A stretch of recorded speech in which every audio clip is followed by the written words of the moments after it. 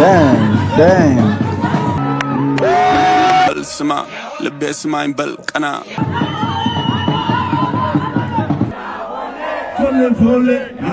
ጃኒ አለመኖሯን ተከትሎ እዚህ ኮንሰርት ላይ ሌላ ልጅ አዶናይ ልስመው አዶ በለው እኔና ባለቤቴ ከሴክስ በኋላ ጌታ እናመሰግናለን ስላረካኸኝ። እውነት እሱ እኔ ኖቤል ፒስ ፕራይዝ አሸናፊ እሆናለሁ። በስመ አብ ወልድ ወመንፈስ ቅዱስ። ምን ያህል ትልቅ የሆነ ህልም ነው። ሰላም ጋይስ እንዴት ናችሁ? ልኛ ማን ነው? ሁሉ ሰላም፣ ሁሉ ተማም፣ ሁሉ ፒስ ነው። ዛሬም እንደተለመደ በሌላ ወቅታዊና ትሬንዲንግ በሆነ ቪዲዮ ተመልሰን መተናል። የሆነ ሰዓት ላይ እንግዲህ አዶናይና ሮፍናን የሆነ ቅሬታ ውስጥ መግባታቸው የሚታወስ ጉዳይ ነው በትንሹ ማለት ነውና በትናንትናው ዕለት ደግሞ የሮፍናን ኮንሰርት ነበረ። እዛ ኮንሰርት ላይም አዶናይ ተገኝቶ ነበረ። በዛ አጋጣሚም ሁለቱም ተገናኝተው እንግዲህ ይቅር ተባብለዋል ማለት ነው። ተቃቅፎም አይተናል። ይህንና ሌሎችም ከዚህ ጋር የተያያዙ ቪዲዮዎችን የምናይ ይሆናል። ቀጥታ ምንም ወሬ ሳናበዛ ወደ ቪዲዮ እንሂድ። damn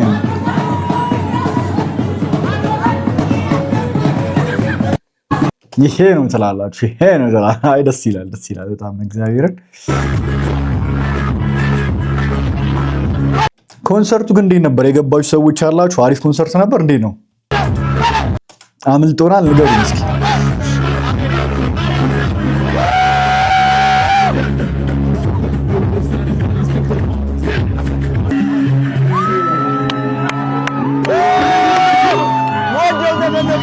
በጣም ወደው ዘመን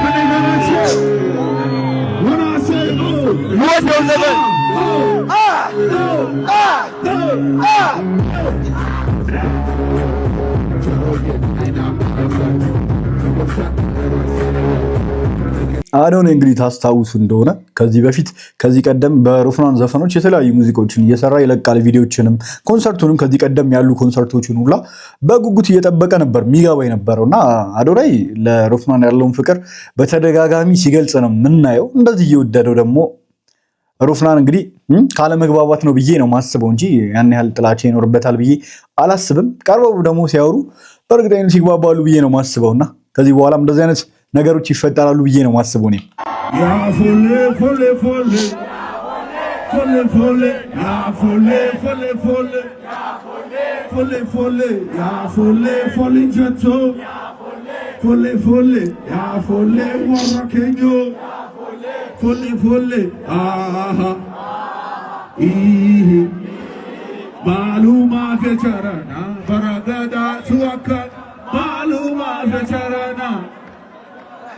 Sore asayo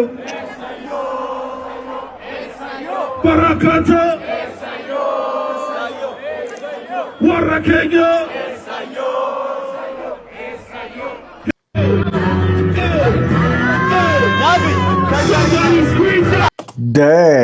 ዴም ሌላ ነገር ደግሞ ምንድነው የተፈጠረው? ጃኒ አለመኖሯን ተከትሎ እዚህ ኮንሰርት ላይ ሌላ ልጅ አዶናይን ልስመው አዶናይን ለመሳም ጥረት እያደረገች ይታያል።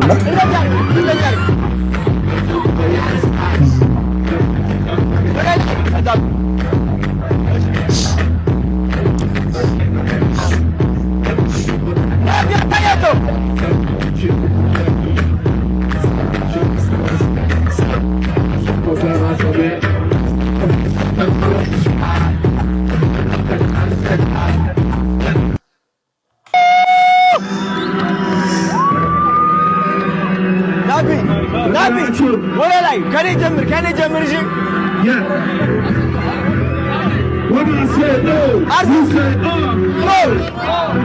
ምልክት ታሳያለህ።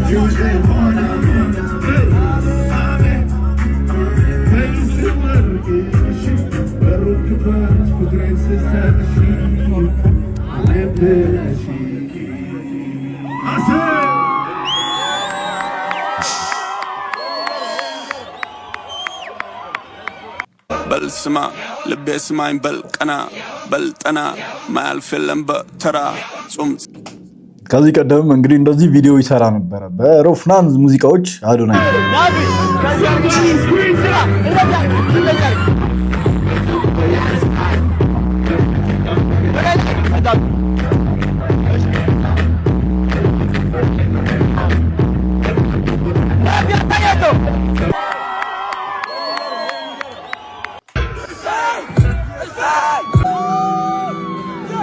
ይሄ ደግሞ ከዚህ ቀደም የነበረው የሮፍናን ኮንሰርት ላይ ነው አዶናይ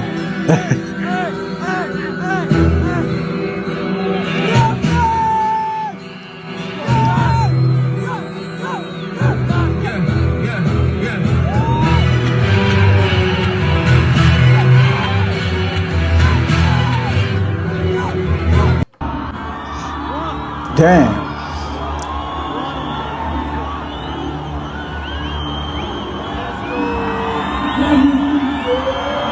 የሮፍናኑን ፋን ቤዝ እያያችሁ ነው።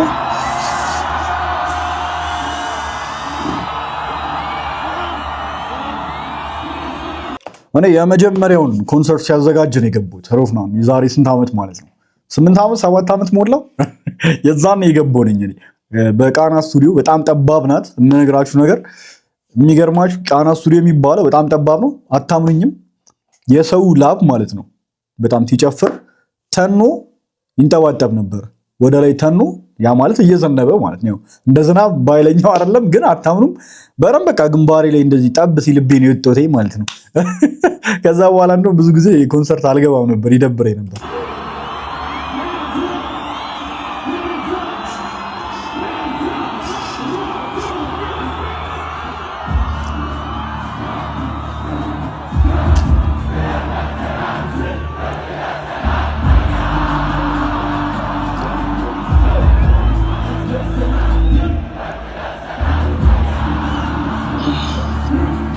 Wow.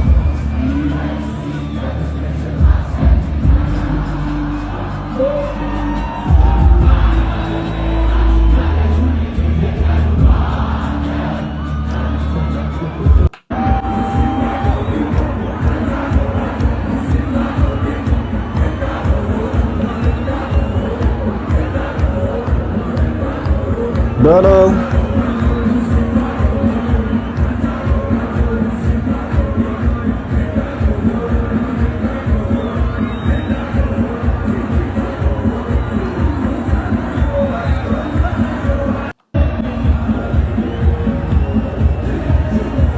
ምንድነው ማን ኪስማው የሚባለው ነው ምንድነው ያደረገው ዶርዜ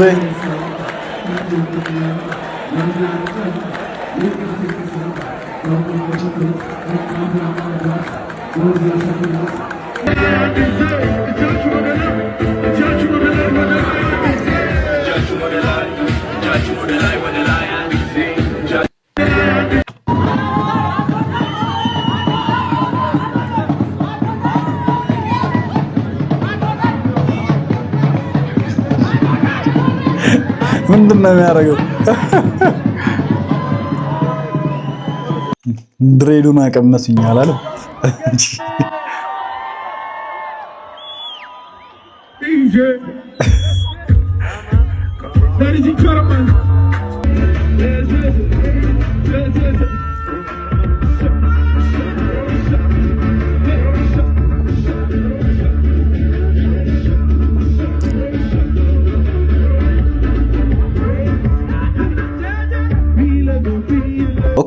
ኦኬ ይሄን ይመስላል በጣም ደስ ብሎኛል እኔ በቃ ሮፍናንና አዶናይ በመታረቃቸው ደስ ብሎኛል በጣም እውነት ወደ ሌሎች ቪዲዮቻችን ደግሞ እንሂድ ህይወቴ ላይ የሆነ ለውጥ አምጥቻለሁና ይህ ለውጥ ያመጣሁበት መንገድ እኔ በኢትዮጵያ ደረጃ ብቻ ሳይሆን በአፍሪካ ደረጃ ማስተማር ፈልጋለሁ ተረዳችሁኝ በአፍሪካ ደረጃ ማስተማር ፈልጋለሁ and I think ውጭ ሀገር የሄድኩበት ምክንያት ለዚህ ይመስለኛል so that I can በእንግሊሽ መናገር እንድችል because ወደ አሜሪካ ስገባኔ በእንግሊሽ መናገር አልችልም ነበር like honestly በእንግሊሽ መናገር አልችልም ነበር እናቴ ማርያምን በማርያም ስም እምልላችኋለሁ ለራሴ ቃል የገባሁት ካናዳ ያለው ያ ከመሬት በታች የነበረው ቤት ከመሬት በታች ነበር የምኖረው ለ3 አመት ሙሉ ባይዘው 3 አመት ነው 4 አመት ከመሬት በታች ነበር የምኖረው።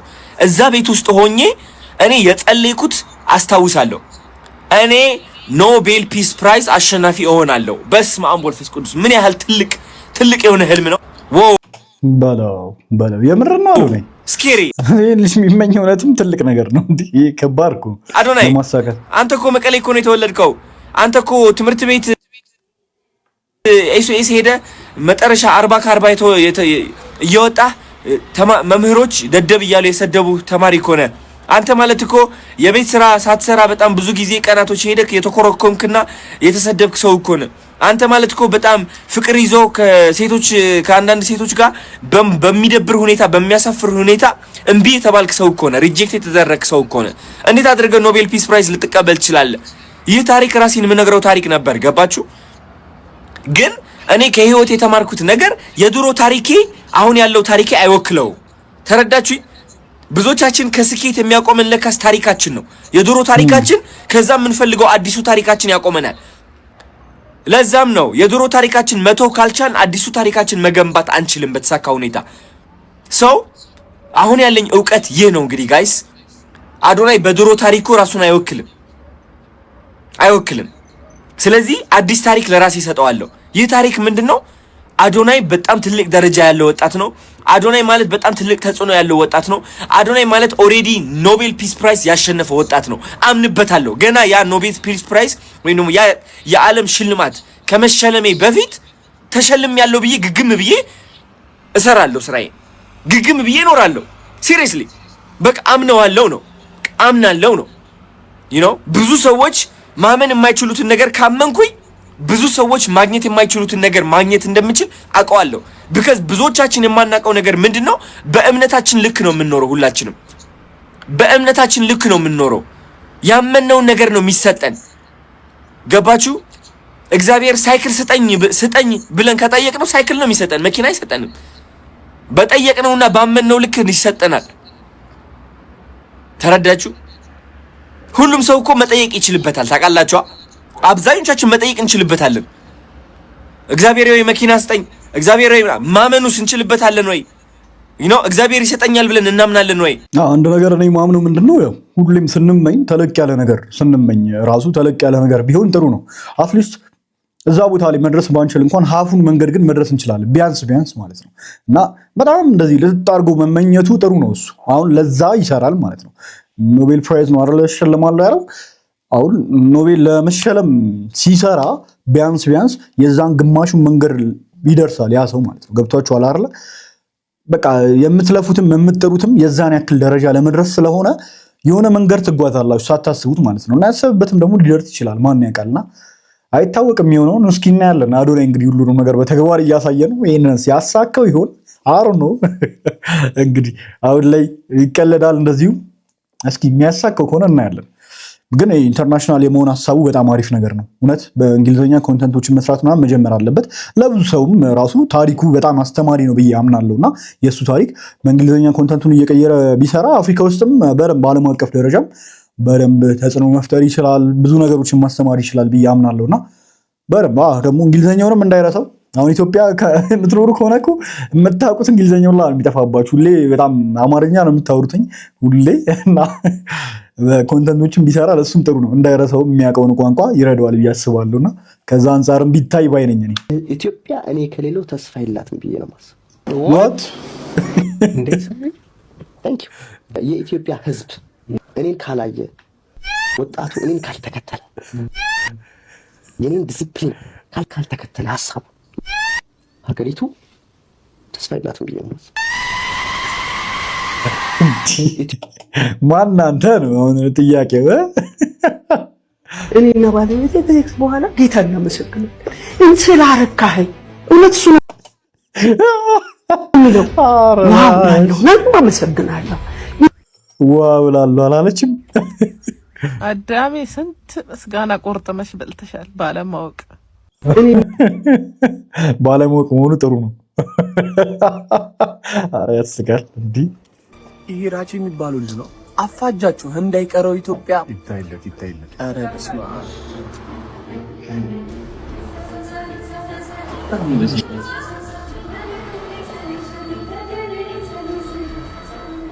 ኧረ ፍራይዴይ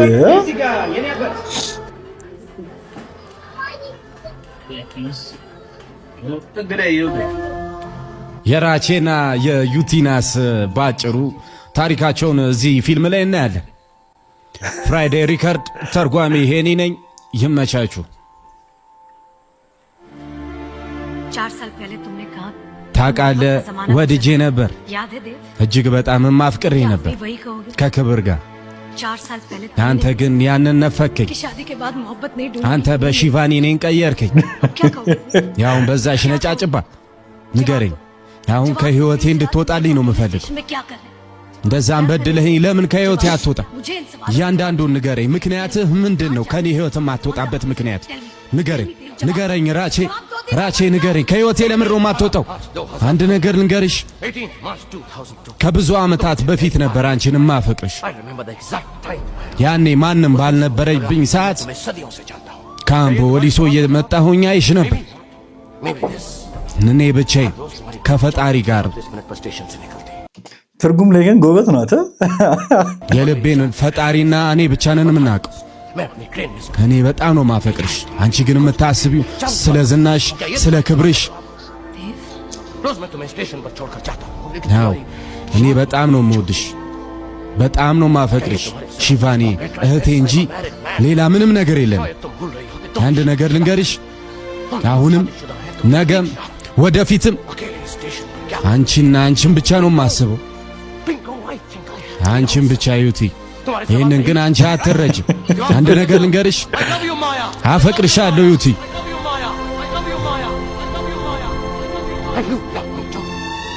በጣም አፈቅርሻለሁ ዩቲ። ድምፁ ግን ያበደ ነው።